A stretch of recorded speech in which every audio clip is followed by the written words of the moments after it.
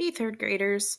For reading today, we're going to be talking about comprehension review. So, what is reading comprehension, how we can improve it, how do we get better at it, and why it's important.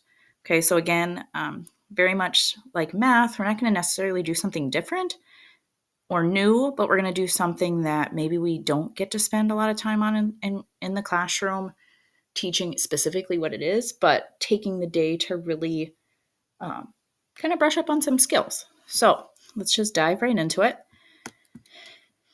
So, what does comprehension mean? Okay, and it might be silly to take the time to actually define it, but I think it's important. So, comprehension means to understand. Okay, so when we talk specifically about reading comprehension, what does reading comprehension mean? Comprehension mean it means to understand what you're reading. Okay, and as we read, we understand the majority of what we read, but how can we get better at reading to fully understand what the writer intended us to? So, how do we comprehend when we read? So, first of all, we need to read with our full attention. If we're getting distracted, either find a different spot. Maybe the book's too easy, maybe the book's too hard. Maybe it's something you're not interested in. Okay. If you're really having a hard time focusing on your book, pause and decide. So that's the first way we can address our comprehension is it a just right book for us? And I know we talked about that at the beginning of the year, but it's truly something that we need to focus on. Is the book, can we give our full attention to the book? Next, and this is something we need to work on in third grade, and even as an adult, I know I need to work on. This is the biggest thing that we forget to do. Stop and think about what you have read. I would even venture to say after each chapter. Okay. If we don't, things just kind of run together. Okay. If we make it a point to stop after each chapter and check in and say, what happened here? What new characters were introduced? What did the characters do? Okay. And ask ourselves some mental questions. It can help us connect with the text. And that leads us into our third bullet point, connecting to our text. How are you like the characters? If we think back to when we read Winn-Dixie, think about how many times we stopped. We stopped after almost each chapter. We reviewed, what did we read? We also connected to the characters. How are we like Opal? How are we like the preacher? Okay. How are we not like Amanda Wilkinson? Okay, think about all those mental questions you can ask yourself and how you connect to the text. Okay. When we ask ourselves those mental questions, it really helps us to remember what we read. Okay. So we're going to do an example. So I found a short passage or a short article. I'm going to move this down so we can see it better. Okay. Oh, sorry. It's called Troll's New Look. Okay. I'm going to read it out loud. Okay. And I'm going to pause throughout a couple different spots to really stop and think about what I'm reading. Okay. I want to model how we should be reading. Okay. And this is really short, so there's no chapters. Okay. But I'm still going to use those strategies. Okay. So Troll's New Look. Once there was a troll who lived under a bridge. Every day he scared people. That is what his father told him to do. That is what all trolls do.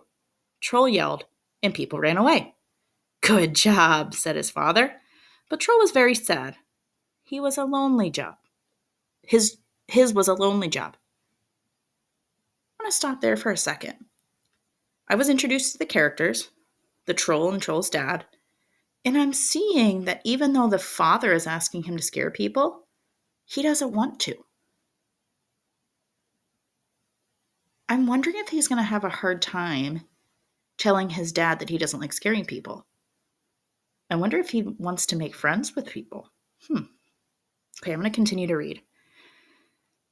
No one ever talks to me. No one ever smiles, he said. Well, of course not, said his father. You're a troll. No one will smile at you.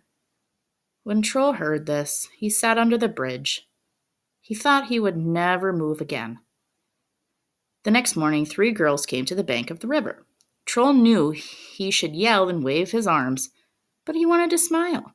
He wanted to tell them how pretty they looked. Then he remembered what his father had told him. He yelled.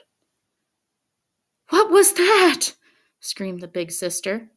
"It must be a monster!" screamed the middle sister. They both ran back the way they had come. But the little sister looked under the bridge. She saw Troll. "Who are you?" she asked. "What a pod's there?" How brave of that little girl. So we were introduced to three sisters that were crossing the bridge. Well, they came to the riverbank, and the Troll, of course, followed his father and what his father told him to do to scare the girls. How brave of that little sister. She really almost has a heart of gold, too, because she's talking to something that nobody else would talk to. And I wonder how the Troll's going to respond.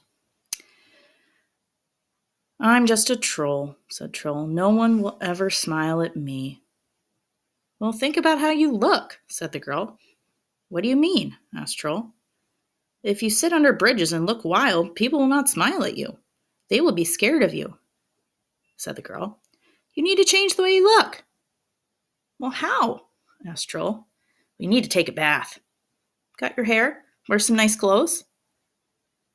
Troll thought hard about what the girl said. Then he took a bath in the river. After that, he walked into town. First, he went to a barber shop. He said, "Please cut my hair." "Well, as you wish, Mr. Troll," said the man. Next, Troll bought some nice clothes. He paid with some fish from the river. "Thank you," said the man in the store. And he smiled at Troll. That made Troll smile to himself all the way home. So interesting how the characters changed. Troll went from being crabby and not very nice to really changing at the end. Let's see what our questions are. So at the beginning of the story, where is Troll? Is he... Oh, I'm having trouble moving this. Okay. Sorry, guys. I don't know why this isn't moving very easily. But anyway, if I go back, so it's important when we're comprehending to not only stop throughout the text and think about it, what we read, also to connect to the text. So I was making connections as I read. But it's also important to go back and scan the text, go back and reread. Also, if you noticed, I was pretty interested in this text. I love fairy tales and like our traditional literature that we're reading about now. And I just love the idea of trolls. I think they're fun. I like the movie Trolls. So this just really interests me. So the question said, where at the beginning of the story, where is Troll? So I'm going to go back and look. Once there was a troll who lived under the bridge. Under the bridge. Is that one of my choices? Yep, there it is. Now I'm going to still check the other choices, though, to make sure that they don't fit, too. In a store? No. Later, he went and bought some clothes, but not at the beginning. In a house? No, I don't think he was ever in a house. On an island? No, he was never on an island. He was on the riverbank at one time, but he was never in an island. So the first choice, under a bridge, is my answer. Perfect. Let's go to question 2. What is Troll's problem? Well, Troll's problem is, that his dad wants him to be mean. So Dad wants him to scare others. And I'm running out of room. He doesn't want to. And truly, he wants to smile. He wants people to smile at him. He wants to have friends. Okay, so I would have put that there, but I ran out of room. How does Troll solve his problem? This is tricky. How does Troll solve his problem? Oh, well, doesn't he get advice from the little girl? and he takes a bath. So he takes girls' advice. He bathes, gets clothes, right? Oh, I'm running out of room. Sorry. And he cuts his hair. Okay. Where does Troll walk to near the end of the story? I'm going to have to go back. He bought some nice clothes. He paid with fish in the river. Thank you, said the man in the story, smiled. Huh.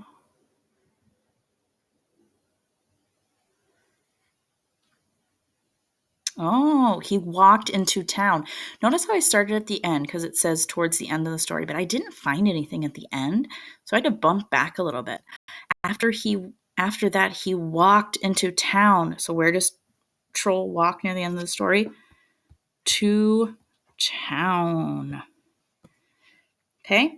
How does Troll feel at the beginning of the story, and how does he feel at the end? Okay. And I don't have enough room to write it, so I'm just going to tell you guys out loud. At the beginning of the story, he was really sad. He didn't have any friends. He wanted to smile at people. He really was conflicted because of his dad wanting him to smile. How does he feel at the end? He's so much happier. He smiled to himself the whole way home. He finally had somebody smile to him. Such a fun story. Pretty short, but we can take a lot out of it. So, your turn. What are you going to be doing? So, for your activity today, you are going to... Oops, sorry guys. Let me just reopen it. So you're going to go into your reading folder, just where you found this video, and you're going to open up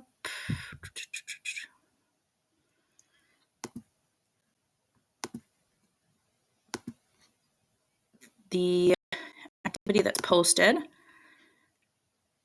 that says,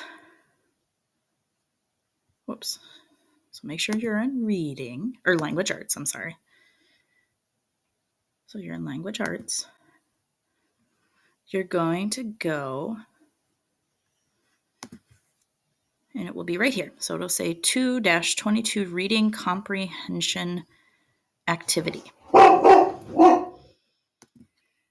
Okay, so you're going to go to click on the add button, read the story twice, use the text tool to type your answers, and then click on the check sign. I will say I really want you, I do not want any of the handwriting. I don't use the pen tool. I really want you to use the text tool because it just gets too hard. It gets too hard. So you'll type it. The directions said to read it twice, and it's really short. You can read it twice. And then you have 5 questions to answer. Okay. And the funny thing is this goes with math. It's a math reading sheet. Okay. So just something fun, kind of connecting reading and math together. So, and this is more nonfiction, but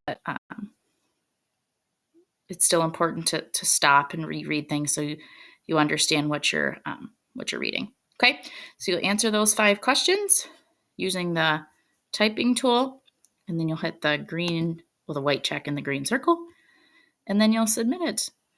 And there is only one activity for reading today.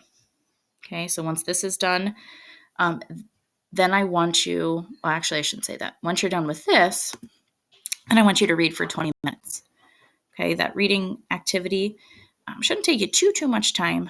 Then I want you to read for 20 minutes and then make sure you record that in your reading log. I will be checking that tomorrow to see that you actually read today. Okay, so first complete the reading activity, submit that. Then I want you to read for 20 minutes. And then just when you're done, record that in your reading log, the same reading log you use in your purple folder. Just want to check that you've read. Okay? Hope you guys stay warm. I can't wait to see you tomorrow. Have a good night.